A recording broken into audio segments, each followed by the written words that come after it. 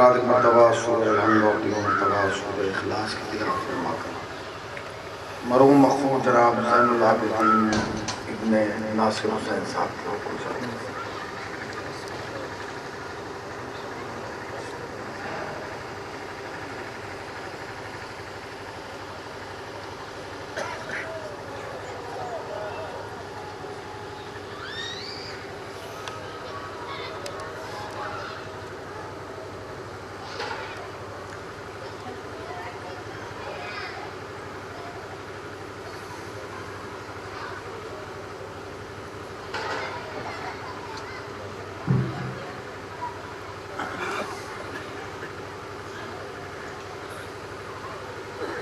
ला हौला वला कुव्वता इल्ला बिल्लाहिल अलिय्यिल अज़ीम।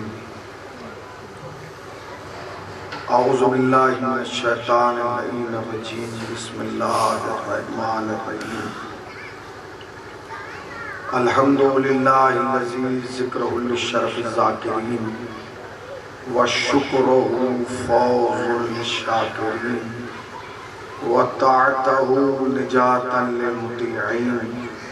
अस्सलातु वस्सलाम अला रसूलिस सकलैन महबूबे रब्बिल मशरक़ैन व रब्बिल मग़रिबैन वलीयुद्दारैन इमामिल क़िबलतैन जद्दिल हसन वल हुसैन अबिल क़ासिम मुहम्मद। अम्मा बाद फ़क़द क़ाल अल्लाहु हक़ सुब्हानहु तबारक व तआला व क़ौलुहुल हक़। बिस्मिल्लाहिर रहमानिर रहीम। इन्ना लिल्लाहि व इन्ना इलैहि राजिऊन। सलवात पढ़ दें वर मोहम्मद वाला।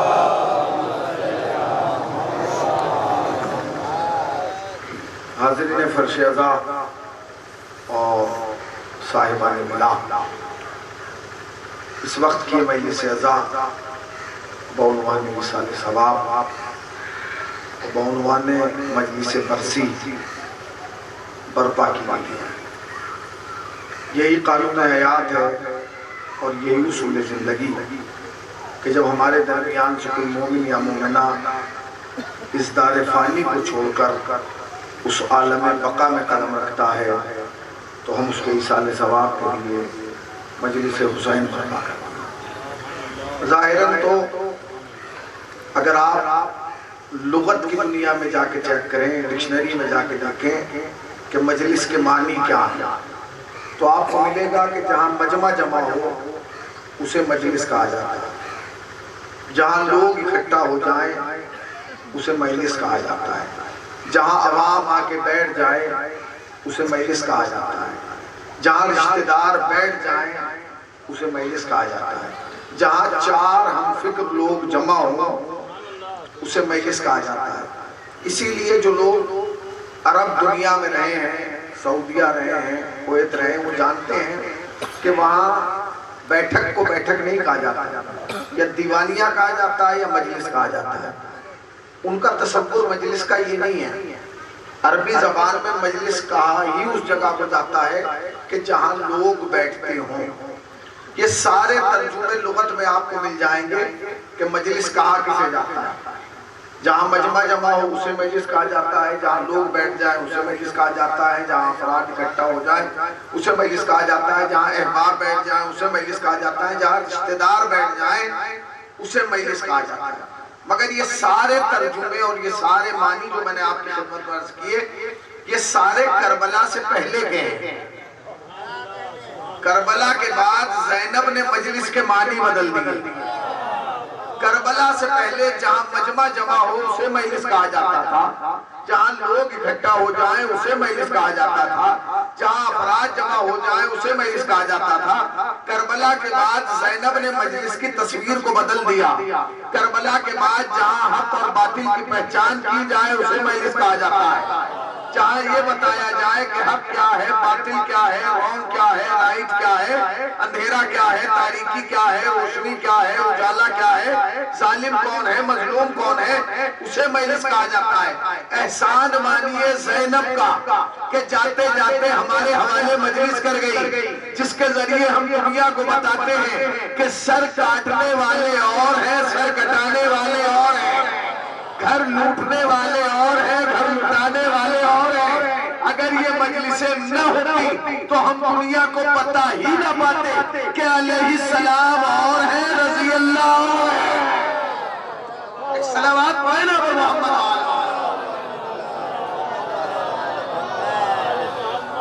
ये मजलिसों का एहसान है।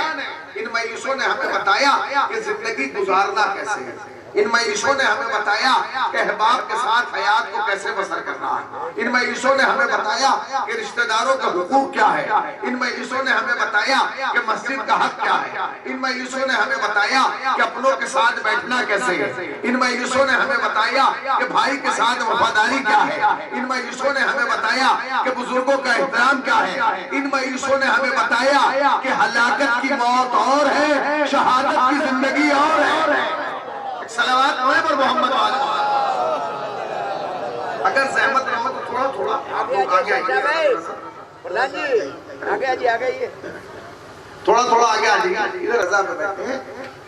हम महीने में कितनी मजलिसें करते हैं? कितनी मजलिस हो? एक महीने में एक आदमी नॉर्मली कितनी मजलिसें सुनता है? 3 से 4 सुन लेता। 3 से 4 तो 40 में भी सुनता। और जो उसमें बीच में पंजुम और सोयम वो तो बगैर बताया। 40वां बरसी तो आप सेट करके रखते हैं कि हम फला दिन करेंगे। सोयम का आपको पता नहीं होता कि कब किसका हो जाए। इसी से पता चलता है कि बंदे का निजाम और है, अल्लाह का निजाम। ठीक है, तो कितनी मजलिसें हम सुन रहे हैं? 2 सुन रहे हैं, डेली सुन रहे हैं। अगर मजलिस हो भी नहीं रही है तो हम यूट्यूब पे सुन रहे हैं। सुन रहे हैं कि नहीं? बताइए। ऐसा नहीं है कि मैं पहली बार गाजीपुर में आया, यही मजलिसें पढ़ी, आपके मिजाज से बात बोलिए ताकि मुझे अंदाजा हो कि मैं शीशे के सामने नहीं, शीलों के सामने पढ़ा। इसलिए कि शीशा नहीं बोलता, शिया बोलता है। सलावत पढ़े पर मोहम्मद वाले। भैया कितनी मजलिसें हम सुन रहे हैं? वो सुन रहे हैं मौलाना, मुस्तकिल मजलिसें सुन रहे हैं। आज यहाँ है, कल वहाँ है। एक मजलिस होता है 4 का ऐलान हो जाता है। एक मजलिस होती है 3 के पोस्टर लग जाते हैं। मजलिस तो वो सुन रहे हैं कि नहीं? सुन रहे हैं।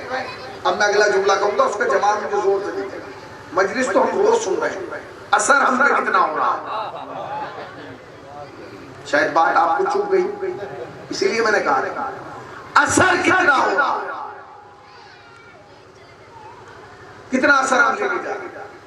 क्योंकि हम मजलिस में आ रहे हैं, मजलिस में बैठे हैं, मजलिस सुन भी रहे हैं, मजलिस के बाद नजर भी देंगे, मजलिस के बाद तबरुक भी चखेंगे। कभी आपने मजलिस में बैठ के सोचा, सच बताइएगा, कि आज हम किसी के 40 मिनट में बैठे हैं, कल कोई हमारे 40 मिनट में बैठा होगा? यही तो नजरिया है भाई। जब आपको कब्रिस्तान में बुलाया गया तो पहले इस्लाम ने एक तरीका बताया। क्या कहा?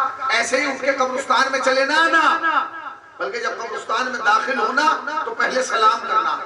क्या कहना? ऐ कब्रों में सोने वालों तुम पर सलाम हो, ऐ अहले कुबूर तुम पर सलाम हो। अगर सलाम यहाँ रुक जाता तो हुसैनी भी यही रुक जाता, मगर आगे बढ़ के एक जुमला कहा गया, ऐ कब्रों में सोने वाले तुम पर सलाम हो। बस फर्क इतना है, तुम पहले आ गए हो।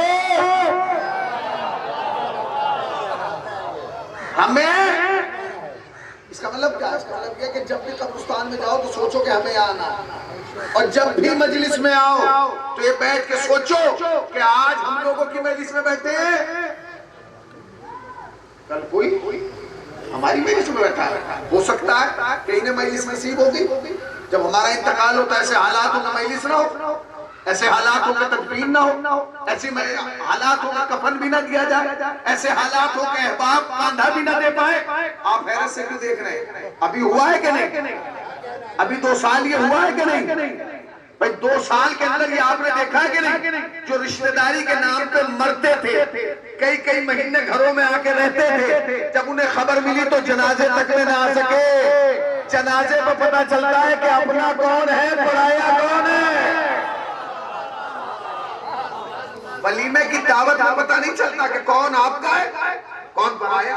अच्छा फिर मौलाना क्या करे, जिंदगी को कैसे बदले, कैसे बदले? मैंने इनसे पूछा जिंदगी को कैसे बदले, इन्होंने कहा कुरान गले में टांग, कुरान गले में टांगने से जिंदगी बदल जाएगी? नहीं बदली। मस्जिद में जाके बैठ जाए जिंदगी बदल जाएगी? भैया मस्जिद तो बहुत छोटी चीज है, अगर इंसान के अंदर खुद बदलने की सलाहियत ना हो तो मस्जिद का कोना तो बहुत दूर है। नबी की बगल में भी बैठा रहे, नहीं पहुंचे आप। नबी की बगल में बैठा रहे, मर जाए, दफन हो जाए,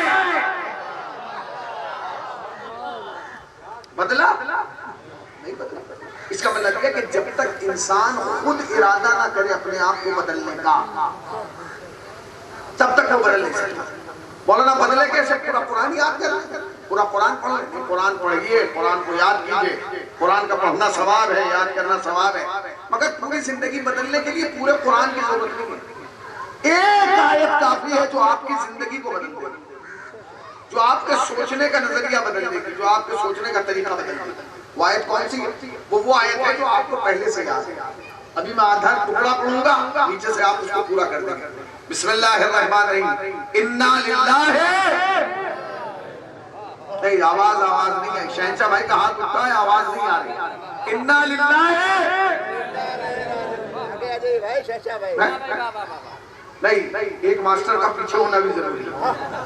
जब इम्तिहान होता है तो आगे से भी कवर किया जाता है और पीछे से। सुनते रहिएगा, सुनिए, ये आयत काफी है आपकी जिंदगी को बदलने की।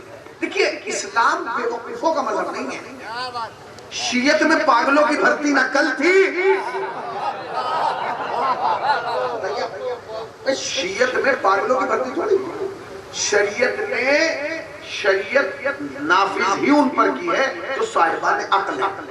कोई पागल सड़क पे घूम रहा हो, आजान का टाइम होता है, एक भी नहीं पूछेगा कि तू मस्जिद क्यों नहीं गया, पूछेगा। और अगर कोई कहते कि तू मस्जिद क्यों नहीं गया, तो दूसरा कहेगा वो पागल है।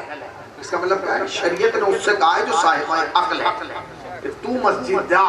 मस्जिद में बुलाया ही उन्हें गया है जो साहिबान अक्ल थे। पता नहीं कहाँ बैठे, जो साहिबान अक्ल है उन्हें मस्जिद में बुलाया गया है, बेवकूफों को थोड़ी बुलाया गया है। अब आजान के टाइम पता चलता है कि महल्ले में अक्लमंद कितने और बेवकूफ कितने। इसीलिए शरीयत ने किसी बेवकूफ औरत से नहीं कहा कि तुम बुर्का पहन के निकल, उसे तो अपना होश नहीं है। हाँ, जो साहिबान अक्ल थी उनसे कहा कि जब बाहर निकला तो चादर पहन के निकलना। अब हमें तो पता ही नहीं था कि इस चादर का असर क्या है, इस चादर की ताकत क्या है, इस चादर की पावर क्या है, हमें नहीं पता था बाखुदा। मगर बरसों पहले आयतुल्लाह खामनई ने एक जुमला कहा था जिसका असर पिछले हफ्ते नजर आया। आयतुल्लाह खामनई ने कहा था कि हमारे दुश्मन को हमारे शोहदा के खून से इतना डर नहीं लगता जितनी हमारी बेटियों के चादर से डर लगा है।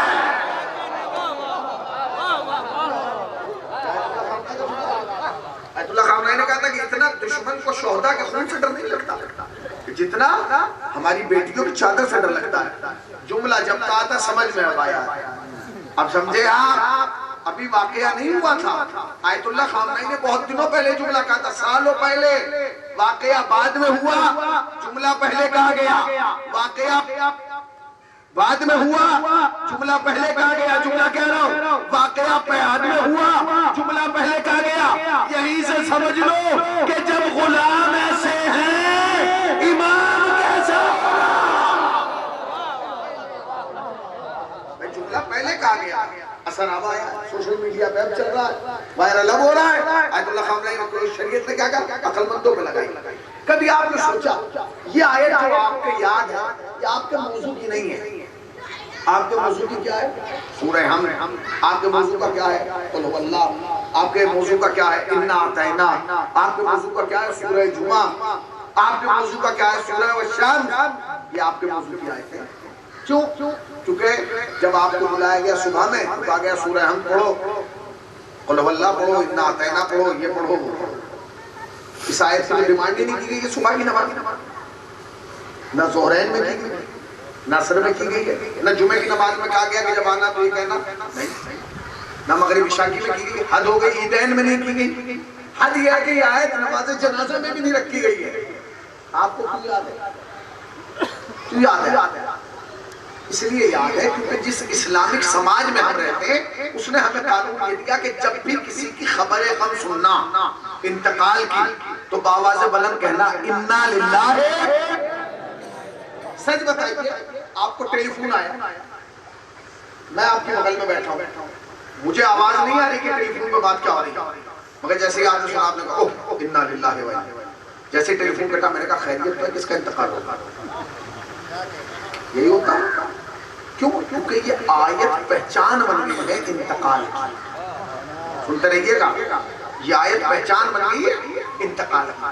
कुरान मजीद में 145 मकामात वो हैं कि जहां लफ्ज़ मौत आया है। कितने?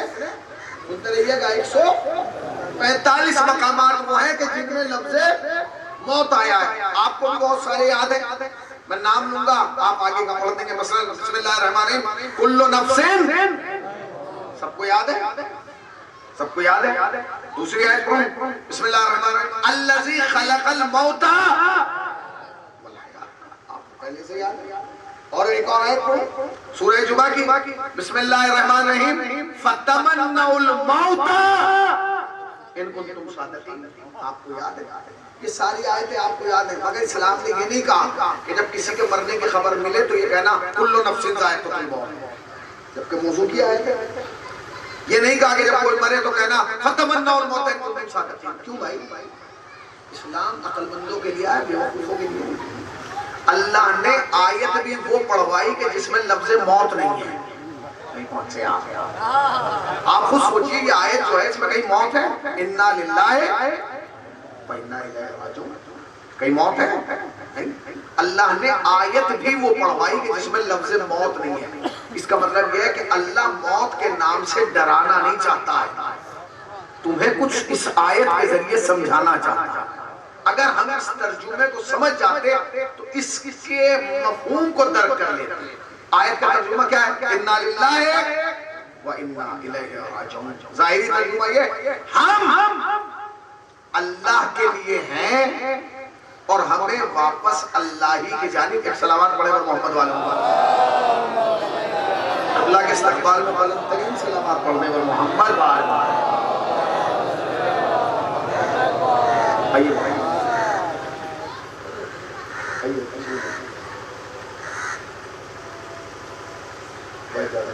सलावत पढ़े और मोहम्मद वालों।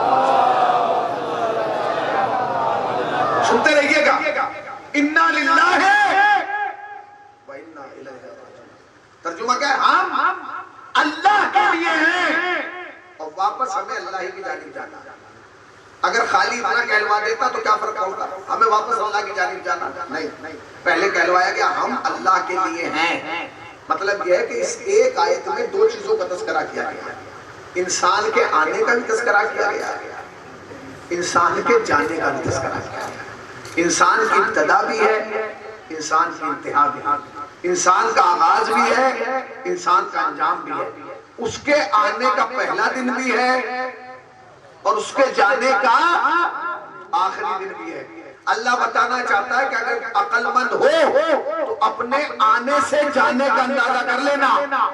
नहीं पहुंचे, पर जैसे इंसान आया है बिल्कुल वैसे इस दुनिया से जाएगा। क्यों? निज़ाम है। उसने कहा है कि तुम्हारे आखिरी दिन को अगर पहले दिन जैसा ना बना दूं तो खुदा ना कहना।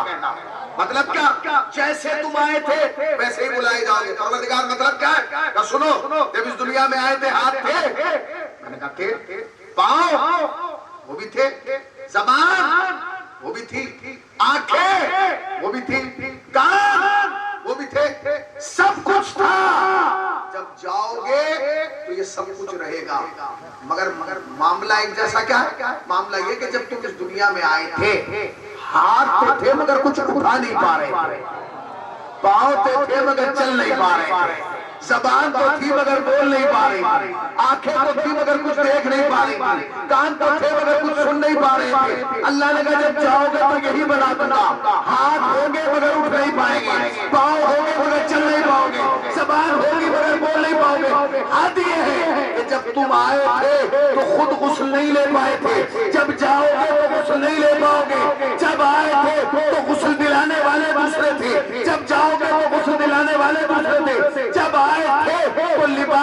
दूसरों ने पहनाया था, जब जाओगे तो कफन दूसरे पहनाएंगे। जैसे आए थे वैसे ही जाओ। जब आए तो किसी ने खुद कपड़े पहने नहीं। हद तो ये थी कि तुम इतने मोहताज थे जब आए कि तुम अपनी जगह भी नहीं बदल पा रहे थे। जिसने जहां लिटा दिया वहां लेट गए, जैसे कर दिया वैसे हो गए। जब जाओगे कंडीशन यही होगी, जहां लिटा दिया जाएगा वहां लेटोगे। परवरदिगार और का सुनो, हमने जिस दिन तुम्हें इस दुनिया के आंगन में भेजा उसी दिन अपनी कुदरत का ऐलान किया और तुम्हारी गुर्बत का ऐलान किया। हमने बताया कि कादिर मुतलक हम हैं और तुम्हें बताया कि तुम्हारी कोई चलने वाली नहीं है। मतलब क्या है भाई? और सुनो, जब तुम इस दुनिया में गए तो तुम्हारे पास सब कुछ था, मगर इतनी हैसियत नहीं थी कि तुम खुदा की बारगाह में हाथ जोड़ के कह देते परवरदिगार मुझे भेज तो रहा है, मगर मैं मौलाना के यहाँ पैदा नहीं होगा, डॉक्टर के होऊंगा, डॉक्टर के नहीं मास्टर के होऊंगा, मास्टर के नहीं इंजीनियर के होऊंगा, इंजीनियर के नहीं प्रोफेसर के होऊंगा, मंत्री के होऊंगा, इसके होऊंगा उसके नहीं। हद तो ये थी कि तुम्हारी इतनी हैसियत नहीं थी कि तुम ये कह दो कि मैं गाजीपुर में नहीं बनूंगा, लखनऊ में पैदा करता, लखनऊ में नहीं बेंगलोर में पैदा करता, बेंगलोर में नहीं अमेरिका में पैदा करता।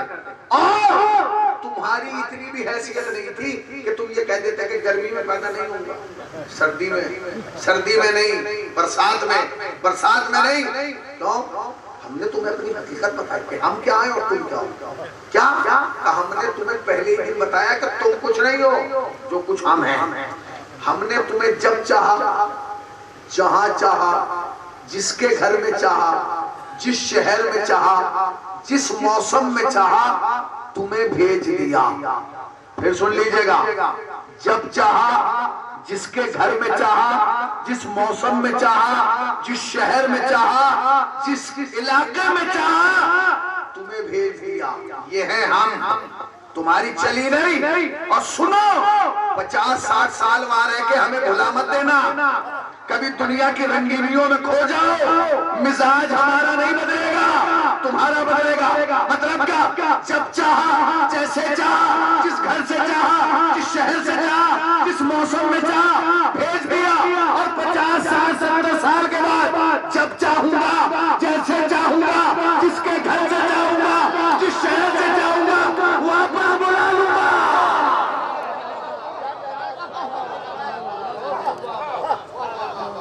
जब चाहा भेजा, जब चाहूंगा बुला लूंगा। अच्छा, गाजीपुर के गाजी मुसलमान मुझे बताएं, आपकी आने में चली? बोलिए, मिल के बोलिए। मैं ये तो नहीं कह रहा हूँ कि आप मुझे वो, मैं तो कह रहा हूँ बस तवज्जो दे, और इस बार वोट भी तवज्जो ही से दीजिएगा। हाँ, बिल्कुल, इस बार वोट भी तवज्जो ही से दीजिएगा। समझ रहे भाई? मैं क्या कह रहा हूँ आपसे, आपकी आने में चली? बोलिए, जाने में चलेगी? नहीं। अगर आने में चलती तो हम अपनी मर्जी से पैदा होते। हमें क्या जरूरत थी मौलवी के घर में पैदा होता? हम तो किसी एमपी के घर में पैदा होते, मिनिस्टर के घर में पैदा होते, किसी खरबपति करोड़पति के घर में पैदा होते। हमें मौलवी के घर में पैदा करना है, उन्हें मास्टर के घर में पैदा करना है, उन्हें फला के घर में पैदा करना है। हम अपनी मर्जी से पैदा नहीं। अच्छा, हम अपनी मर्जी से मर पाएंगे?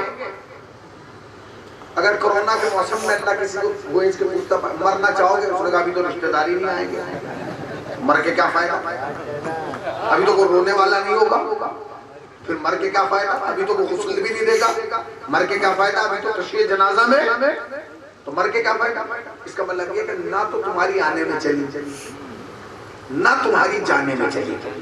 बस यही जिंदगी है, यही हकीकत है, और यही आईना है जो खुदा तुम्हें दिखाना चाहता है कि तुम सोचो, अपनी तन्हाइयों में बैठ के सोचो कि जब ना हमारी आने में चली, ना हमारी जाने में चली, ना जब हम आए तब हमारी चल रही थी, ना हम जब जाएंगे तब चलेगी। तो फिर सोचो कि जब ना आने में चल रही है, ना जाने में चल रही है, तो फिर बुग़्ज़ क्यों चल रहा है, हसद क्यों चल रहा है, इनाद क्यों चल रहा है, गीबत क्यों चल रही है, ये दुश्मनियां क्यों चल रही है? जिंदगी कितने दिन की है? ना तुम्हारी आने में चल रही है, ना जाने में। बुग़्ज़ तुम्हारा मुसलसल चल रहा है, झगड़े तुम्हारे चल रहे हैं, इनाद तुम्हारे चल रहे हैं, प्रधानियां तुम्हारी चल रही है, दुश्मनियां तुम्हारी चल रही है। क्यों? मैंने एक साहब को पूछा कि अल्लाह पूछ रहा है कि जब नहाने में चली न जाने में ये सब क्यों चल रहा है? उसने कहा मौलाना साहब सुना, नहाने में चली न जाने में चलेगी मगर 50 साल पूरे चलेगी। 50 साल चलेगी, उस पर कूद रहा हूं मैं कि 50 साल तो चल रही है ना। ये तो 50 साल को कूद रहा, इसे आने जाने की टेंशन नहीं है। इसे तो कह रहा है कि जैसे आया आ गया, जैसे जाऊंगा जाऊंगा, मगर 50 साल पूरी चल रही। अल्लाह ने कहा इनसे पूछ ले कि 50 साल की गारंटी है? आप में से किसी की हो तो बता दे 50 साल की है। मैंने कहा जी नहीं। 50 महीने, 50 हफ्ते, 50 दिन, 50 घंटे, 50 मिनट, 50 सेकंड, 50 सांस, एक लहजे की गारंटी। आए हो कभी वापस जाओगे नहीं। और हर वक्त याद रखना जितनी गुजार दी है उतनी बची नहीं। अच्छा आज ही इसी जमाने में कोई गारंटी नहीं, पुराने जमाने में कोई गारंटी नहीं। जब मौला कायनात को ज़ाहिरी हुकूमत मिली ना हजरत अली को, तो आपने दारुल हुकूमत पायतख्त कूफे को बनाया। कूफे को बना दिया। पहली रात जनाब अमीर की पहली रात कूफे में आप उठे और दारुल हुकूमत तशरीफ लाए, यहाँ से हुकूमत चलाई जाती है। और आने के बाद जनाब अमीर ने दरवाजे के बाहर खड़े होकर आवाज दी, फला फला। अब रात के 2:30 बजे आदमी खड़ा होकर किसी को आवाज दे रहा है तो किसे देगा? उसे देगा जो जाग रहा हो, ठीक है ना? अच्छा दफ्तर पे आवाज दे रहा है, दारुल हुकूमत पे आवाज दे रहा है तो किसे देगा? आपको रिश्तेदार तो सुन ही रहा, हतमन उसी को आवाज देगा जो रात के 2:30-3 बजे तक जागने की जिसकी उम्मीद हो। और रात के 2:30-3 बजे तक कौन जागता है? चौकीदार। तो जनाब अमीर चौकीदारी को आवाज दे रहे थे, फला फला फला, मगर चौकीदार ने जवाब नहीं दिया। सियासी लोग मौजूद हैं, जुमले को ले जाइए, खोल के नहीं कहनी चाहिए मौलाना है, अक्लमंद के लिए इशारा काफी है। सुनिएगा नुसैर साहब है, मौलाना ने आवाज दी फला फला, उसने जवाब नहीं दिया। क्यों नहीं दिया? क्योंकि चौकीदार बड़ी खूबसूरती से मैंने जुमला सजाया तुम तक बात पहुंचाने के लिए। चौकीदार, खुदा की कसम तुमसे ज्यादा ये तजर्बा किसी को है ही नहीं कि जब चौकीदार सोता है तो क्या होता है। नहीं पहुंचे आप, तुमसे ज्यादा तजर्बा किसको है कि जब चौकीदार सोता है तो क्या होता है। हमारा तो तजर्बा है ना, हमारा तो मुशाहिदा है कि अगर मुल्क का चौकीदार सो जाए तो मुल्क बर्बाद हो जाता है, प्रदेश का चौकीदार सो जाए तो प्रदेश बर्बाद हो जाता है, गांव का चौकीदार सो जाए तो गांव बर्बाद हो जाता है, खानदान का चौकीदार सो जाए तो खानदान बर्बाद हो जाता है, घर का चौकीदार सो जाए तो घर बर्बाद हो जाता है, और अगर अकीदे का चौकीदार सो जाए तो आखिरत बर्बाद हो जाती है।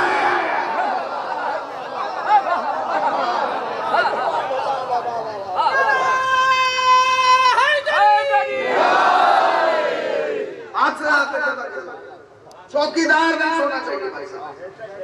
हम मौलाना कहेंगे ये चौकीदार को कहां ले आया?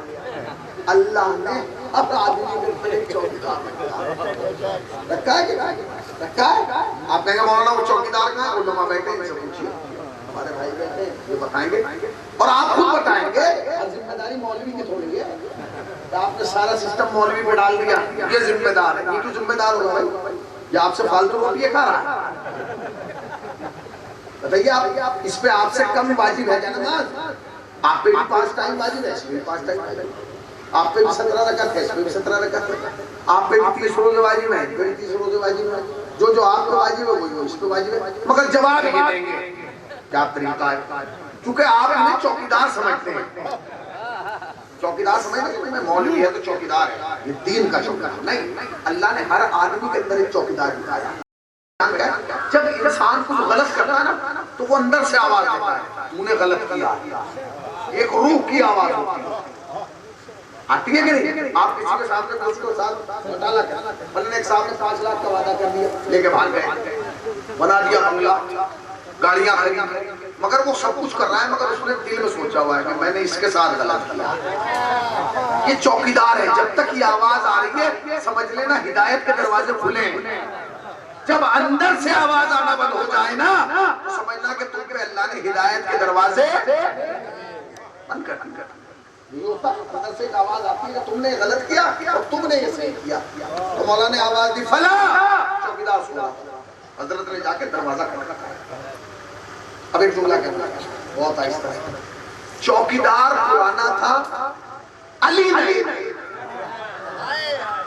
अच्छा, ये पेड़ के पीछे वालों तक मेरी आवाज नहीं जाती? अरबी में बात कर रहा हूँ, फारसी में बात कर रहा हूँ, कौन सी संस्कृत में बात कर रहा हूँ, किस जबान में बात कर रहा हूँ? समझिए मेरी बात को। चौकीदार पुराना था, अली नए थे। इसी जुमले से मुझे काम लेना है। चौकीदार पुराना था, अली नए थे। जब आवाज दी तो नहीं उठा। जनाब अमीर ने जाके दरवाजा खटखटाया, उठा। उसने जनाब अमीर को खड़े हुए देखा, पहली रात है जनाब अमीर। मौला रात के 2:30 बजे आप खैरियत तो कैसे आना हो? जनाब अमीर ने कहा आया हूँ। ज़कात आई है? उसने कहा आई। उतरवा दी है तुमने? हाँ मौला, उसे उतरवा के मैं सोया हूँ। तो मैं इसीलिए आया। कह रहा मौला मैं समझा नहीं। ज़कात आई है, आप भी आ गए, ज़कात के साथ आप आ गए, ज़कात उतरती आप आ गए, आप क्यों आए? ज़कात उतार के तो चले गए लोग और मैंने ताले में रखवा भी दी है, आप क्यों आए? मौला ने कहा इसलिए आया हूँ क्योंकि मैं चाहता हूँ ज़कात मुस्तहिक़ीन में तकसीम करूँ, गरीबों में, गुरबा में, फुक़रा में तकसीम करूँ। आखिरी हुसैनी तक तवज्जो चाहता है उसने। चौकीदार पुराना था, अली नहीं। चौकीदार पुराना था, अली नहीं। चौकीदार पुराना था, अली नए थे। जुमले को फिर सुन लीजिए। चौकीदार पुराना था, अली नए थे। जब उसने अली ने कहा ना मौला कायनात ने कहा मैं ज़कात बांटने आया हूँ, तो उसने आंखें मली, हैरत भरी निगाहों से अली का चेहरा देख के कहा मौला क्या ज़कात भी बंटती है? भाई पता नहीं कहाँ बैठे हैं, तुम्हारे सुनने पे सलाम हो, जरा जागिए। मौला क्या ज़कात भी बंटती है? आपने गौर ही नहीं किया। चौकीदार पुराना था, अली नए थे। चौकीदार पुराना था, अली नए थे। खुदा के वास्ते जागे। चौकीदार पुराना था, अली नए थे। चौकीदार का ये कहना क्या ज़कात भी बंटती है? पुरानी तमाम शख्सियतों का एक्सरे कर गया और इसके इस कहने ने बताया कि पुराने वालों में और अली में फर्क यह है कि पुराने वाले बटोरने आए थे, अली बांटने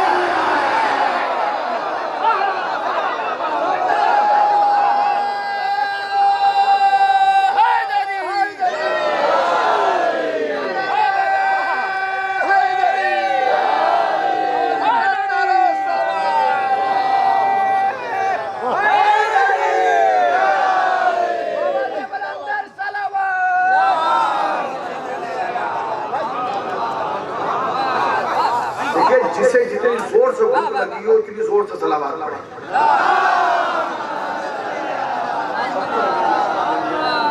सबको भूख लग रही है। जब रमजान शुरू होता है जिसको जितनी शिद्दत से भूख लगती है उतनी जोर से आज़ान है, उतनी जोर से मस्जिद में मौलाना के पीछे कहना अल्लाहु अकबर। समझ जाता कि अच्छा आज तो फंसा है, पूरे साल इंतजार करता था, आज है। ले 2 दफा और कहूंगा सुभान रब्बिल आला, क्योंकि जहां मैंने 2 दफा का तेरी इतनी ही रूह खुश हो जाए। जनाब मेरे का उसका मौला क्या ज़कात? हाँ ज़कात बटेगी। कब बटेगी? अभी बटेगी। रात के 2:30 बजे कभी बटेगी। उसने कहा मौला एक बात कहिए। मौला आपने अपनी नींद खराब की, आपके इख्तियार में था। आपने मेरी भी नींद खराब कर दी, आपका नौकर हूं। अब आप चाहते हैं पूरे कूफे की नींद खराब की जाए, तो फिर क्या करो? मौला एक राय दूं, एक एडवाइस याद रखिएगा। अल्हम्दुलिल्लाह, खुदा का शुक्र है कि इस कौम में हर चीज की कमी है, राय की कमी नहीं है, एडवाइस की कमी नहीं है। हमारे पास कुछ भी ना आता, कुछ नहीं आता, कोरा है, कोरे बिल्कुल जीरो। आज तक हमने जाके भी देखा कि इंजीनियर किसे कहा जाता है। अभी मकान बनने लगे, कोरोना में मकान बना रहा हूँ, जरा देखिएगा नक्शा ही खिड़की दर लगा। मौलाना क्या कुरान में लिखा है खिड़की दर लगा? कुरान में नहीं, हमें तजर्बा है। आप हम गए इंजीनियरिंग करने? नहीं, तजर्बा है।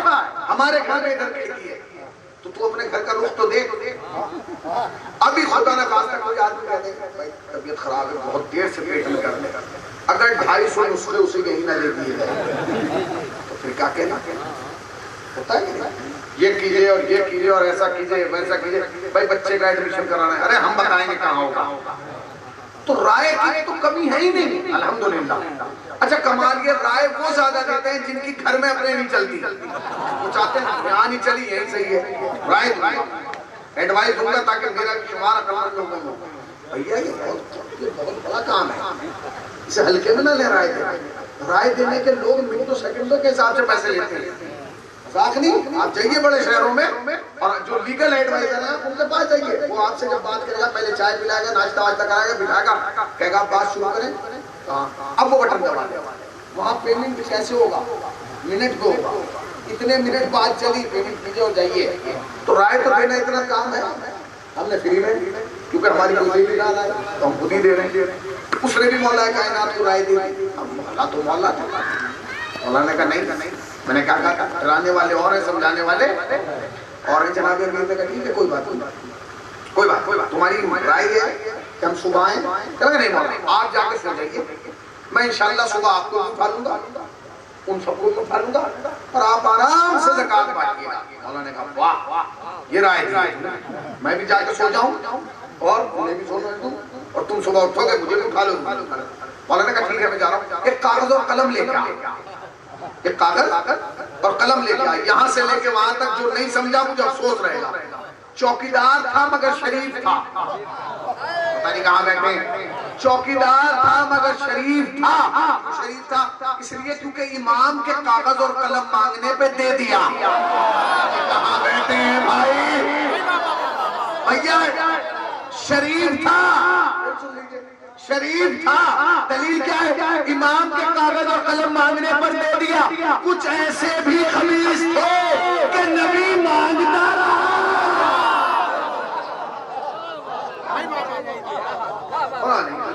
बुलाया कागज कलम दे दिया, जब कागज कलम जनाब अमीर उसने कहा रखो यहाँ, मौला ने कहा रखो उस पर लिखो। मौला फहरिस्त की सुबह बनाएंगे, फहरिस्त हमारे यहाँ किसे बुलाना है किसे नहीं बुलाना है, मौला फहरिस्त की सुबह ही बनाएंगे। मौला ने कहा इस पे फहरिस्त नहीं बना, इस पे तू ये लिख के तू सुबह तक जिंदा रहेगा। कहाँ बैठे हैं आप, इस पे लिख कि तू सुबह तक जिंदा रहेगा। सुनाओ ना कागज कलम फेंका, मैं कैसे लिखूं भाई, मैं कैसे लिख दूंगा, मैं सुबह तक जिंदा रहूंगा। हो सकता है आप इधर निकले मैं उधर निकल जाऊं। मौला ने कहा वाह अपनी गारंटी नहीं है, अपनी गारंटी नहीं है और गारंटी पूरे कूफे की ले रहा है कि मुझे भी उठाएगा उन्हें भी उठाएगा। याद अगर तेरे उठाने से पहले तुझे किसी ने उठा लिया,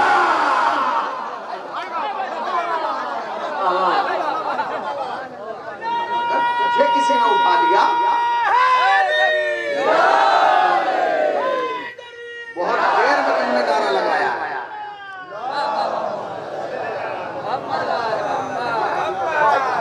अच्छा यार जब आप चाहते हैं कि मजलिस कम ज्यादा नारे ज्यादा मौलाना समझ जाएंगे वो सुनना नहीं चाहते। जब खुद ही शोर मचा रहे हैं, जब आप सुकून से बैठ जाते हैं तो मौलवी मुतमईन हो जाता है कि सुनना चाह रहे हैं, फिर हम भी आराम से होकर पढ़ते हैं। समझ रहे हैं क्या ये समझ गए आप? तो क्या कहा कि भाई क्या तेरे उठाने से पहले मौला फिर क्या होगा, कब मैं चाहता हूँ लोगों तक ज़कात पहुंच जाए। उसके बाद जनाब अमीर ने एक जुमला कहा जो शीयत के नहीं इंसानियत के माथे का झूमर है। जो जुमला जनाब अमीर ने कहा है शियों को चाहिए कि इस जुमले को तख्ती बना के अपने दरवाजे पर लगाए। मौला ने कहा सुन, अगर सुबह होने से पहले उनमें से एक भी मर गया जिसका ज़कात में हक है, अल्लाहु अकबर अल्लाहु अकबर, जिंदाबाद हुसैनियों का जुमला क्या है मौला ने कहा अगर सुबह होने से पहले उनमें से एक भी मर गया जिसका हक ज़कात में, याद तू तो जिंदा रह सकता है, अली जिंदा नहीं रह सकता। चाहता है कि लोगों का हक उन तक पहुंचाए। इसका मतलब है कि पुराने जमाने में कोई गारंटी नहीं, कितना अच्छा होता कि आदमी की जिंदगी का एक एवरेज सेट होगा, बस काम हो गया ना। मतलब जो भी पैदा होगा 100 साल जिएगा, इससे पहले नहीं मरेगा। 100 साल, हाँ 100 साल जिएगा भाई। अच्छे अमाल करेगा तो तंदुरुस्त, अच्छे अमाल करेगा तो तंदुरुस्त, बुरे करेगा तो बीमार होकर मरेगा, खांस के मरेगा। ये कानून हो सकता, अल्लाह ने कहा। मैंने कहा क्यों? कहीं का टाइम नहीं रखा जा सकता, 100 साल सारे के सारे 100 साल। मैंने कहा क्यों? कहने लगे मैं इंसान बना रहा हूँ, तो गाड़ी थोड़ी बना रहा हूँ। डीजल की 10 साल चलेगी और पेट्रोल की 15 साल, तो इंसान है मैं जब चाहे रोक। ठीक है परवरदिगार, अगर तुझे सबकी एक डेट नहीं रखना थी, 100 साल नहीं रखना था, सबके अलग अलग टाइम रख देता। मगर इतना करता कि जब कोई पैदा होता तो उसके हाथ पे लिखा होता, सीधे हाथ पे 50 साल, 70 साल, 80 साल। सच बताइए अगर ऐसा होता कि जब बच्चा पैदा होता तो उसके हाथ पे लिखा होता, आप जानते हैं हालात क्या होता? लोग घर वाले शक्ल बाद में देखते, हाथ बताइए हाथ पहले तो जिएगा ही 20 साल, इसका एडमिशन करा के क्या करेंगे? इतना खर्चा कर जब मरेगा ही 20 साल में, खत्म करो।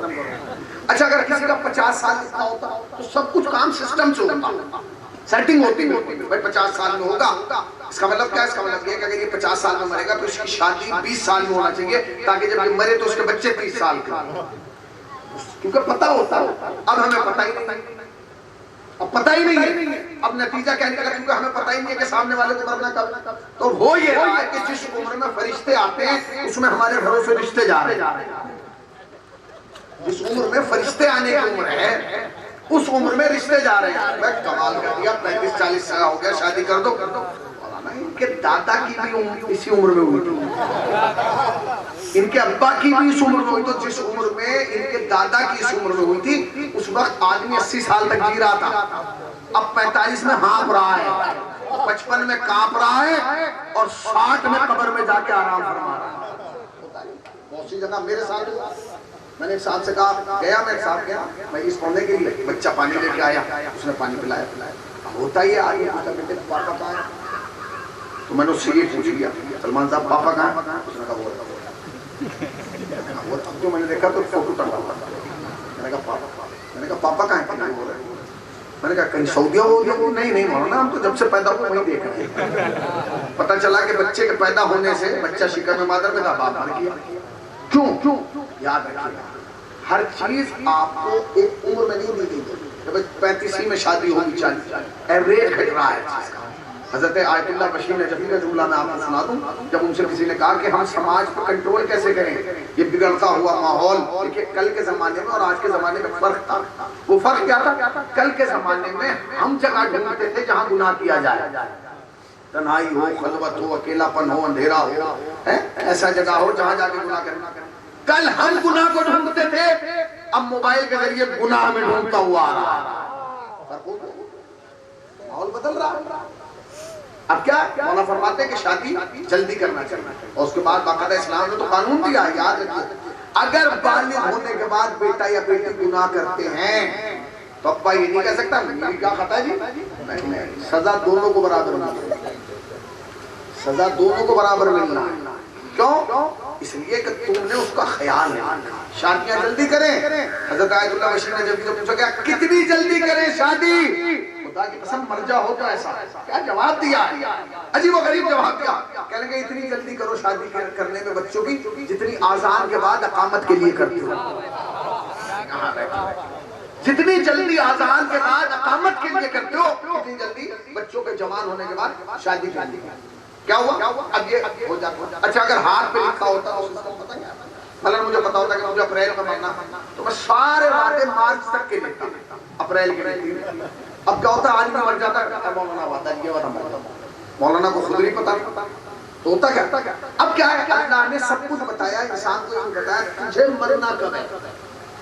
अशरफ इसे बना दिया, आला इसे बना दिया, अहसन तकवीम पे इसे पैदा किया। बल्कि यूं कह दिया जाए कि पूरी कायनात में अकेला इंसान है जिसके सर पे लकत करना बनी आदमा का ताज है, अहसन तकवीम का पटका है, अशरफुल मखलूकात की नालें हैं, इसके बराबर कोई है ही नहीं। अल्लाह ने इंसान से ऊंची चीज कोई बनाई नहीं।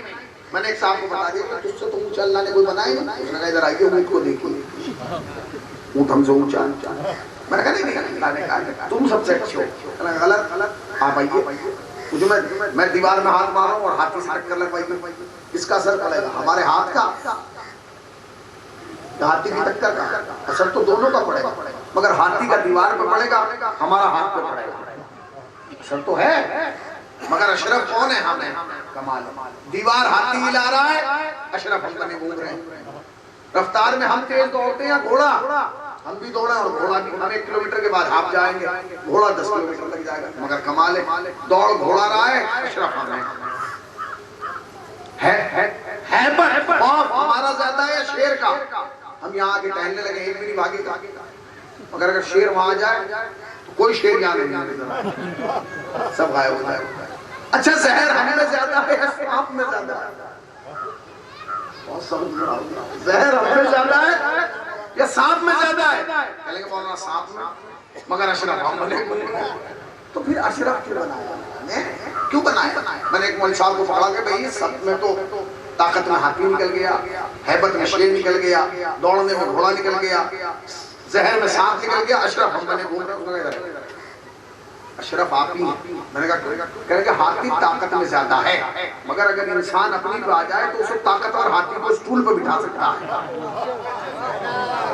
बैठे हुए देखा है? अब ऐसे सोच रहे जैसे मैं ऐसी बातें कर रहा हूँ तो आपने नहीं देखी। फिर होता है कि नहीं? ताकतवर हाथी स्टूल पर बैठ रहा है, बिठाने वाला पतला सा आदमी है। वो 500 किलो का है, ये 50 किलो का, मगर उसने उसे उठा दिया। इसलिए आप घोड़ा तेज रफ्तार है, मगर अगर इंसान चाहे तो उसके मुंह में लगाम डाल के उसे इशारों पे चला सकता है। चलाता है कि नहीं? इसीलिए कहा गया कि घोड़े को रोकने के लिए लगाम की जरूरत है और इंसान को रोकने के लिए दीन की जरूरत है। दीन तुम्हारे लिए लगाम की मानिब है। इस्लाम ने तुम्हारे मुंह में एक लगाम। शेर हैबत में ज्यादा है, मगर अगर इंसान अपनी पे आ जाए तो गोल दायरे से आग लगे हुए कभी इधर निकालेगा, कभी इधर निकालेगा। इसलिए आप भाई सांप ज्यादा है जहरीला या हम ज्यादा जहरीला, इसलिए कि उसे डसने के लिए तो फन्ना उठाने, हमें तो फन्ने उठाने। याद रखना, मैं जो जुमला कह रहा हूँ बहुत सख्त है, मगर अगर तुम तक पहुंच गया मैं समझूंगा पूरी मजलिस पहुंच गई। इतना जहर सांप के डसने में नहीं है जितना जहर कभी कभी हमारे हंसने में होता है।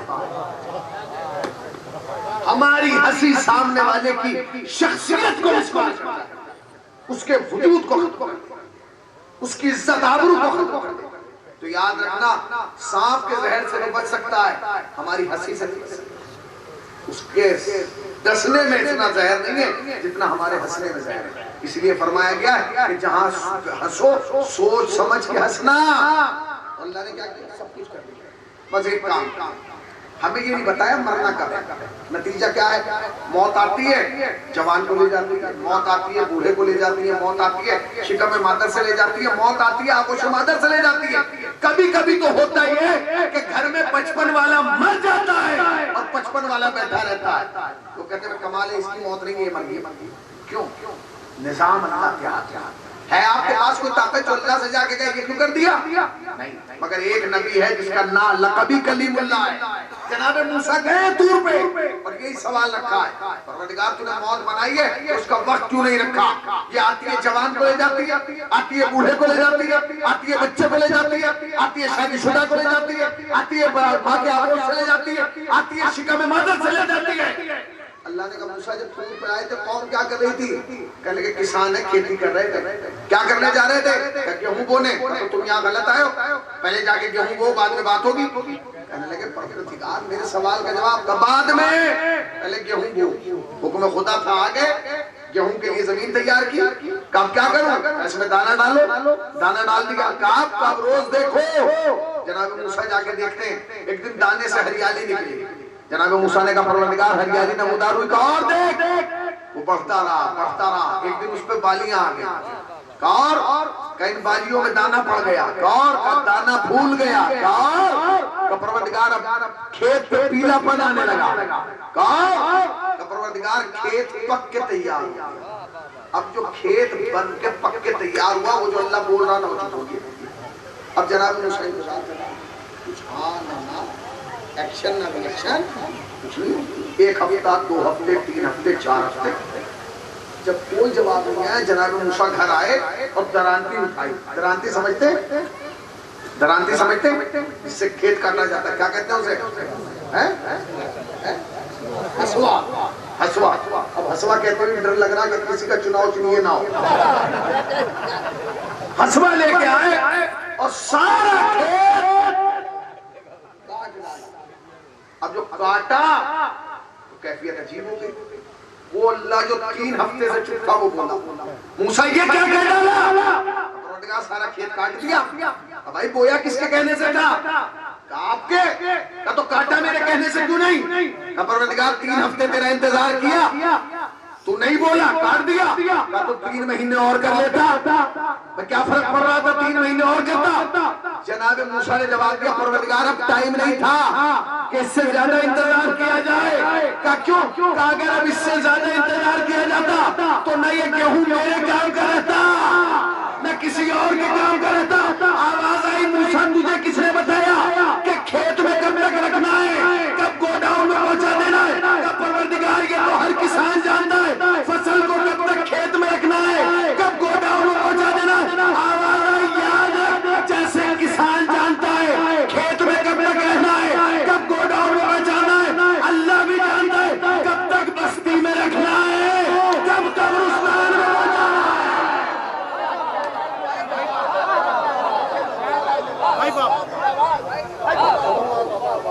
भाई भी खत्म हो गया। बस एक जुमला और मैं जिसे तमाम होना क्या हो गया बताइए? हो गए ना, बस खत्म। पहले खत्म हो गई। एक बात और सुन लीजिए हंसते हंसते, ताकि याद रहेगा आपको। हर इंसान की मौत का एक वक्त मौजूद, आपको नहीं पता, अल्लाह को पता। हम तो सोचते हैं मर गया बहुत बुरा हुआ। अरे भैया तुम सोचो, किसान को तो इतना पता है कि फसल पकने पर काटना है और पकने पर, अल्लाह को नहीं पता। अल्लाह ने जिसे जब बुलाया उसका पीक चाहिए, कमाल, उरूज, और उसके बाद उसका खराब होने लगा। इसलिए अल्लाह ने सुना, अरे मौलाना सब कुछ ठीक है, बातें कहाँ तक करेंगे, एक काम होना चाहिए, चलो वो काम भी बता दो। ऐसा होना चाहिए था कि जिस हफ्ते हमें मौत आती 10 दिन पहले आके मलकुल मौत आके बता देता, ए भाई तुम्हारे घर में ये मरने वाला है। हो सकता है खुदा कादिर मुतलक, जिस घर में मौत होना होती 1 हफ्ते 10 दिन पहले आके आदमी बता देता, मलकुल मौत आता कि भाई इस हफ्ते इसका नंबर है, तो लोग आके मिल लेते, अपने काम कर लेता, चेक बुक पर दस्तखत कर जाता, प्रॉपर्टी बांट जाता, सब कुछ मसले हल हो जाते। नहीं, ऐसा भी कुछ नहीं, डायरेक्ट आता है ले जाता है, मौका ही नहीं देता, वार्निंग भी नहीं देता। वार्निंग तो दो कि हम आ रहे हैं, आया नहीं। कमाल है। एक नबी है, बस आखिरी बात है, एक नबी है तारीख नबूवत में जिनका नाम है याकूब। क्या नाम है? जोर से बोलिए। जनाबे यूसुफ के वालिद, बड़ा नाम है जनाबे याकूब। क्या कहते हैं जनाबे याकूब? जनाबे याकूब बैठे हुए थे, नबी बैठे हुए, सामने से मलकुल मौत गुजरा। जनाबे याकूब को पहचानते थे कि मलकुल मौत, मगर वो इधर नहीं आया, उधर चला गया। सांस आया, थोड़ी देर के बाद वो लौट गया। तो कहा माफ कीजिएगा आपके पास नहीं आया था, बगल वाले का। और सब ठीक है, मलकुल मौत गया, फिर न जाने उसे क्या ख्याल आया, वापस आया। चलेंगे मेरे लायक कोई काम हो तो बताइए, अगर मेरे लायक कोई खिदमत हो तो बताइएगा। जनाब नहीं कोई खिदमत, क्योंकि ये तो हर आदमी जानता है कि जिसकी खिदमत में मलकुल मौत आ जाए फिर वो खिदमत के लायक नहीं रहता। मलकुल मौत जिसकी खिदमत में आ गया फिर उसकी खिदमत कहाँ बचता है? वो खिदमत लोग उसकी खिदमत करते हैं, इसे नहलवा दो, इसे कफन पहनवा दो, इसे उठा लो, इसे पहुंचा दो, इसे दफना दो, इसका सोया कर दो, 40 कर दो, खा लो। उसने कहा कि मेरे लायक चाहिए। तो थोड़ी दूर चला, जनाब आपको पता नहीं क्या ख्याल है, जरा जानता हूँ मैं कौन? जानता हूँ, अल्लाह के नबी हैं आप, नुमाइंदा इलाही, मंसूस मिन अल्लाह है, खुदा की जानिब से बनाए हुए रहबर हैं, लीडर हैं, कायद हैं, आपको पहचान दो, मेरा एक काम करोगे? उसने कहा जी ये क्या, तो बताइए करूँगा। वैसे काम करो। क्या? जब मेरी मौत का वक्त करीब है 10 दिन पहले आके मुझे बता देता कि आपका टाइम पूरा हो, ताकि मैं समय मलकुल मौत की झूठ बोलने लगा। उसने कहा हुजूर वादा है। क्यों? बिजी बहुत। एक गांव में कई दफा ड्यूटी है, गांव, महल्ला, कस्बा, शहर, बस्ती, चौक, चौराहा, एक दिन में। अच्छा अब मैं एक रिवायत सुना रहा हूँ आपको, हमारे खमसा में दिए है, इमाम जाफर साहब फरमाते कि एक दिन में मलकुल मौत, एक दिन में मलकुल मौत एक घर में 5 मरतबा आता है। एक दिन में मलकुल मौत एक घर में 5 मरतबा आता है। क्या ये उसका एहसान नहीं है कि उसने ये भी बताया कि इस टाइम आता है? अगर हमें ये पता हो कि मलकुल मौत इस टाइम हमारे घर में हो, भाई साहब सीधे सीधे चलते टेढ़े चलते तो पता मलकुल मौत है, मगर एहसान है कि उसने नहीं बताया। उसने कहा जी देखिए मेरे पास तो टाइम कम होता है, मगर मैं वादा करता कि मैं आऊं या ना आऊं, मगर अपना नुमाइंदा भेज दूंगा जो आपको बताएगा कि मैं आने वाला हूं। तो चला गया। अब जनाबी आपकी जिंदगी देखिए, जनाबी यूसुफ का जाना, भाइयों ने कुएं में गिरा दिया, कुर्ता लाके बाप को दे दिया, जनाबी याकूब ने कुर्ता लिया, देखा, रोए, आंखों की बीनाई चली गई। जनाबे यूसुफ का कुएं से निकलना, बाजारे मिस्र में बिकना, आके जुलेखा का दीवाना होना, कुर्ता फटना, ये सब वाकया, जिंदान में जाना, ख्वाब देखना, बादशाह बनना, पूरा जिंदगी गुजारी जनाबे याकूब। अब जनाबे याकूब बैठे हुए आखिरी जमाना है, जनाबे याकूब का मलकुल मौत आ गया। अब इनका तो दिमाग में था, तो उससे वादा करके गया जब मलकुल मौत आए घबराए, खुश होकर कहने लगे इसका मतलब है कि मेरा वक्त करीब आ गया। उसने कहा करीब नहीं है, खत्म हो गया, हाँ खत्म, एंड हो गया आपका। सुनो ये चालाकी हमारे साथ नहीं चलेगी। अगर तुम अल्लाह की जानिब से नुमाइंदे हो, मैं भी अल्लाह की जानिब से, तो कहने का चालाकी किएगा बात का, तुम कह के गए थे तुमने नुमाइंदे भेजना है, तुमने कोई नुमाइंदा नहीं भेजा, खुद डायरेक्ट आ गए। उसने कहा मैंने तो आपसे कहा था कि मैं आऊंगा ही नहीं, नुमाइंदा भेजूंगा। तो कहने लगे नुमाइंदा ही कहाँ आया है, यहाँ तो अभी तो तैयारी नहीं की, तुम सीधे आ गए। उसने कहा हुजूर मैंने 5 नुमाइंदे भेजे थे, 6ठे नंबर पर मैं आया। अगर तुम ये वाकया ले गए ना तो बिस्तर पे लेट के भी मुझे दुआ हो जाएगी। क्या कह गया सुनिए, भाई का कोई नुमाइंदा नहीं आया। मलकुल मौत में जनाबे आपने बहस शुरू, वो कह रहे भेजा है, वो कह रहा भेजा है। जनाबे आपने कहा तुम मुझे बताओ कौन कौन सा नुमाइंदा आया, कौन आया, कोई आया नहीं, बताओ कौन आया। पहला नुमाइंदा जानते मेरा क्या था, बताइए। कहने का आपकी दहाड़ में दर्द हुआ, आपकी दहाड़ में दर्द हुआ था, तो कहने हुआ था। कहने लगे पहला नुमाइंदा था कि मैं आने वाला हूं। दूसरा कहने लगा आपकी दाढ़ी सफेद हुई थी, दूसरा नुमाइंदा था कि मैं आने वाला हूं। तीसरे कहने लगे आपकी आंखों की बीनाई कमजोर हुई थी, तीसरा नुमाइंदा था कि मैं आने वाला हूं। चौथे तो आपके बदन में कमजोरी आई थी, वो चौथा नुमाइंदा था कि मैं आने वाला हूं। पांचवें आपके हाथों में ऐसा था, वो आखिरी नुमाइंदा था कि मैं आने वाला हूं। 6ठे नंबर पे है क्या क्या, पहले क्या है जरा बोलिए, मिल के बोले। पहले दाढ़ में जितनी आहिस्ता बोलेंगे इतनी लंबी पढ़ूंगा। पहले दाढ़ में, दूसरे दाढ़ी का सफेद होना, तीसरा बीनाई का कमजोर होना, चौथे बदन में कमजोरी आना, पांचवे कमर का झुकना। मैं तुमसे एक सवाल करना चाहता हूँ, हाँ या ना में जवाब देना, मजलिस तो खत्म हो गई इस जुमले के बाद। वो 5 नुमाइंदे जो मलकुल मौत ने याकूब के पास भेजे थे, हम में से कौन सा है जिसके पास वो 5 नुमाइंदे नहीं आए? आते बताइए कौन ऐसा है जिसकी दाढ़ में दर्द नहीं हुआ? किसी के 25 में हो जाता है, किसी के 30 में हो जाता है, किसी के 45 में होता है कि नहीं? और जब 45 साल वाले की दाढ़ में दर्द होता है और वो अंदर आता है ना, अब्बा घर वालों को बताता है कि दाढ़ में दर्द हो रहा, सब कुछ होते हैं, अक्कल दाढ़ निकल रही है, ये होता है, ये जुमला कहा जाता है, अक्कल दाढ़ निकल रही है, होश में आओ, ये अक्कल दाढ़ नहीं निकल रही है, अक्कल उतरने का टाइम आ गया है, करो वक्त तुम्हारा करीब आ गया। जब दाढ़ में दर्द हो रहा है समझो कि तुम मौत के एक कदम करीब आ गए।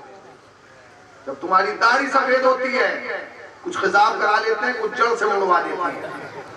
खिजाब कराने वाला सोच रहा है मैंने दबा दिया, और दाढ़ी मुंडाने वाला सोच रहा है कि मैंने दबा दिया, मगर जब अंदर से निकलेगी फिर सफेद, ये सफेद निकल के बताती है कि सफेद कफन पहनने का वक्त करीब आ गया।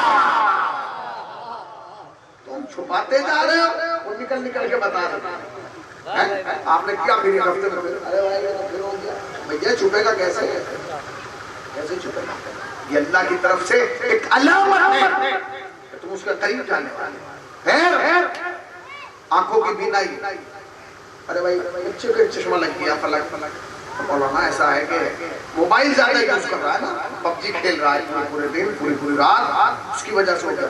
पबजी तो अब आया है जुमा आठ दिन, चश्मे तो हम 60 साल से देख रहे हैं, इसका मतलब बीनाई पहले भी कभी होती है। ये अलामत है कि खुदा के ताल्लुक बदन में कमजोरी हुई, डॉक्टर के पहुंच गए, बदन में कमजोर, घुटनों में दर्द होता, उसने कहा ये लीजिए और ये इंजेक्शन और ये माजून और ये दवा, फिर एक हफ्ते के बाद फिर वही मामला हुआ और 5वीं तक तो कोई पहुंच ही नहीं रहा। अब तो असा छड़ी किसी के हाथ में नजर ही नहीं आती, नजर आ रही है और सुनी के नजर आ रही है जिनके हाथ में चुनाव चिन्ह है। 5वीं अलामत तक तो कोई पहुंच ही नहीं रहा है। याद रखना कि खुदा तुम्हें धोखे से नहीं अपनी बारगाह में बुलाता है, पहले अलामत पहुंचाता है फिर अपनी बारगाह में बुलाता है। याद रखना तुम्हारा हर कदम तुम्हें मौत के करीब, जितनी गुजारती है उतनी बची। शुक्र अदा किया करो कि अल्लाह ने तुम्हें अहले बैत जैसे रहनुमा और रहबर दिए, जिन्हें हमें बताया है कि कब्र के इधर की जिंदगी क्या है और कब्र के उधर। आज इतना बड़ा मजमा 1 साल के बाद जमा हुआ इस साल सवाब के लिए, खुदा की कसम, खुदा मरहूम को गरीब का रहमत फरमाए। ये बहारें जो आप देख रहे हैं, इसका अंदाजा आपको शायद पहले ना होता कि मजलिस ऐसे हो रही है, मगर ये 2 साल गुजरे, इनमें आपको पता चला कि मजलिस से किन किन मुसीबतों से गुजरे। ये 2 साल के मुहर्रम कितने सख्त गुजरे, छुप के हो रही है, डर के हो रही है, खौफ है। तुम्हें अंदाजा हुआ कि जब हम पे 2 साल मुसीबत से गुजरे तो हालात ना गए। हम आजादारी करने के लिए तड़प रहे थे, मजलिस पढ़ने के लिए, दुआ सुनने के लिए। वो जाके ज़ैनब से पूछे कि उसने पहली मजलिस कैसे की, किस अंदाज से, बहुत सख्त है।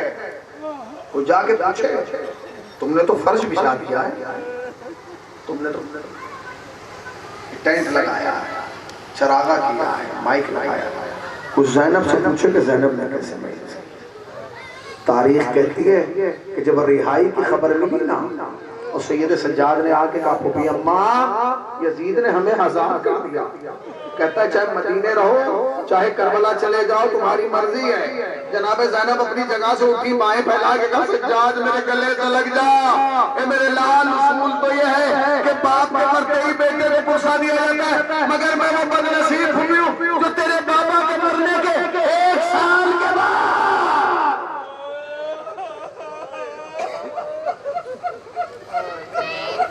1 साल के बाद तुझे पुरसा दिया गया। जनाब ज़ैनब ने चादर बिछाई, सैयद सज्जाद उस पर बैठे। हाँ, एक लोहार को बुलाया गया, वो आया, उससे कहा गया कि तू ये जंजीरें काट दे जो सैयद सज्जाद ने पहनी। और सुन लीजिएगा 1 साल के बाद क्या हुआ, तारीख कहती है कि उसने पाँव की जंजीरों को काट दिया, उसने पाँव की बेड़ियों को काट दिया, उसने हाथों की हथकड़ियों को काट दिया, उसने कमर के लंगर को काट दिया। मगर जब गले के तौक की बारी आई ना, वो बेहोश होकर गिर गया। जब होश में आया गया कि तुझसे कटा क्यों नहीं, तू बेहोश हो गया।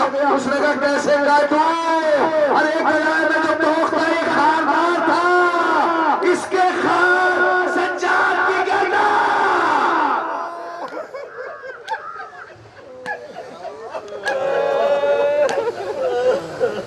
तुम्हारे हाथ नहीं बंधे हैं। आज 17 या 18 तारीख है ना, रजब की 17 या 18 होगी। हाँ, ये सोच करो ना कि सिर्फ 10 दिन है हुसैन के मदीना छोड़ने का। 10 दिन के बाद हुसैन मदीना छोड़ देंगे, 10 दिन के बाद हुसैन सफर में आ जाएंगे, 10 दिन के बाद हुसैन कब्र सैयदा में मरसिया पड़ेंगे। अम्मा लहू लुहान चमन देख ले चलो, ज़ैनब के बाजुओं में रसा। वाला तुम्हें कोई गम ना सिवाय हमें सरकार है बात के बस एक जुमला और मजलिस रहमत तमाम कट गया, तो कट गई जमीन।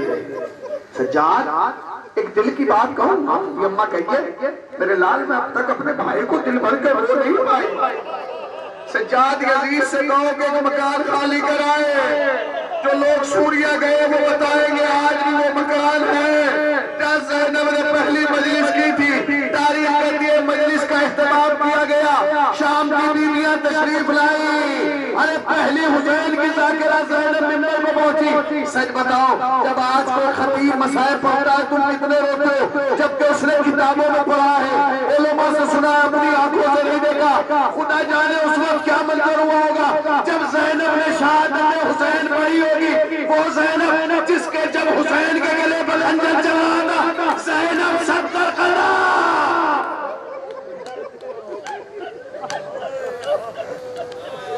बोला तू तो गम न दे से आएगा सरकार है भाई। एक जुमला सुन लीजिए, मजलिस रहमत तमाम मैंने बड़ा वक्त लिया। खुदा मरहूम को गरीब रहमत फरमाए, उनके दर्जात बुलंद करे।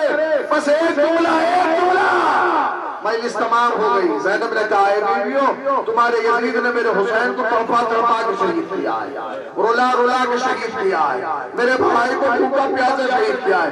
मजलिस तमाम हो गई। आज भी मजलिस के बाद तबरुक खिलाया जाता है ना, तबरुक तकसीम किया जाता है। जानते हो हुसैन की पहली मजलिस में तबरुक क्या आया?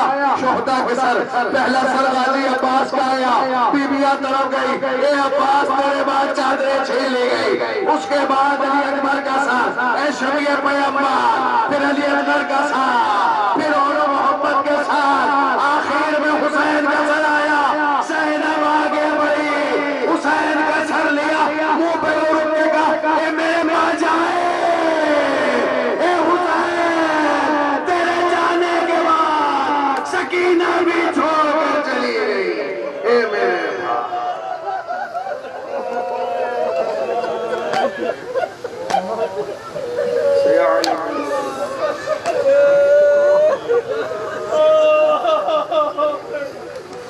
परवरदिगार आपके वास्ते मोहम्मद का हमारे मुख्तलिफ कलील से बात कबूल फरमा, सबब निजात को शाय आखिरत करार दे। इस मरहूम के साले सवाब के लिए मजलिस सजा बर्पा की गई, फिशार कम तनाई कम खिदमत कम से महफूज फरमा, दर्जात को बुलंद से बुलंद फरमा, जवार अहले बैत में जगह इनायत फरमा, जवार शोहदा में जगह इनायत फरमा। परवरदिगार कि जितने मोमिन बैठे हैं सबको साल के अंदर अंदर ज़ियारत करबला मोहल्ला से मुशर्रफ फरमा।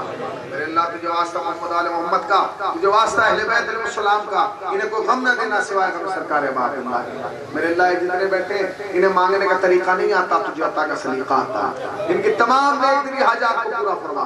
मेरे अल्लाह तुझे वास्ता सीराने करबला का जो कैद में है, खुसूसन हमारे अजीज बुजुर्गवार कैद में उन्हें रिहाई अता फरमा। मेरे अल्लाह तुझे वास्ता मोहम्मद का जो बीमार है उन्हें शफाए कामिला और सेहत आजिला इनायत फरमा। हमारे बुजुर्गों का साया हमारे सुरों को बरकरार फरमा। मेरे अल्लाह उलमा हक का साया सुरों को बरकरार फरमा। निज़ाम मर्जियत की हिफाजत फरमा, इस जिक्र को हमारी नस्लों में मुंतकिल कर दे। मेरे अल्लाह तुझे वास्ता मोहम्मद का तुझे वास्ता अहले बैत अलैहिस्सलाम की अज़मतों का, हम वारिस को तुझे बेवारिसों की तरह जिंदगी गुजारें। वारिस हकीकत इज्जत इमाम ज़माना के ज़हूर में ताजील फरमा। हमें सरकार के आवाम नुकसान शुमार फरमा। हज़रात एक मरतबा सूरह अल-हम्द और 3 मरतबा सूरह इखलास की तिलावत फरमाकर मरहूम मखबूल जनाब ज़ैनुल आबिदीन इब्न नासिर हुसैन साहब की